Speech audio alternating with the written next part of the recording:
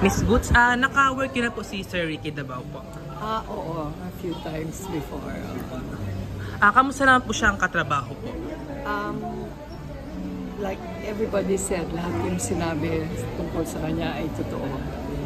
At sa ganang akin, ang hindi ko malilimutan ay ang kanyang dedication.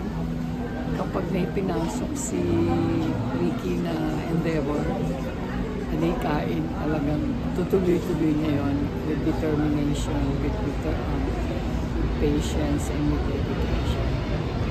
Ano po yung fondest memory niyo po working or meeting with Sir Ricky Dabao po?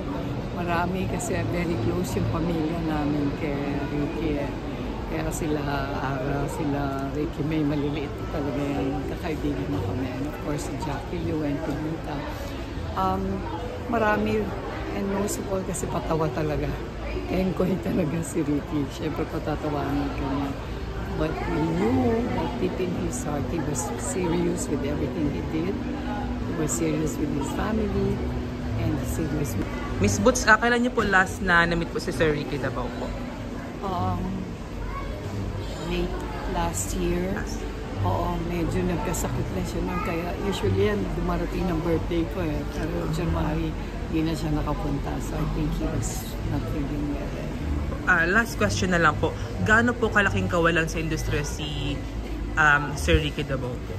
Si Ricky will leave a vacuum, some kind of a vacuum in the industry. Iilan yung katulad niya na talagang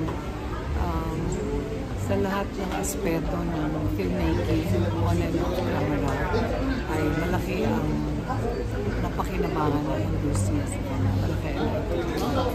Malaki. Maraming salamat po, Miss Boots po. Thank you po.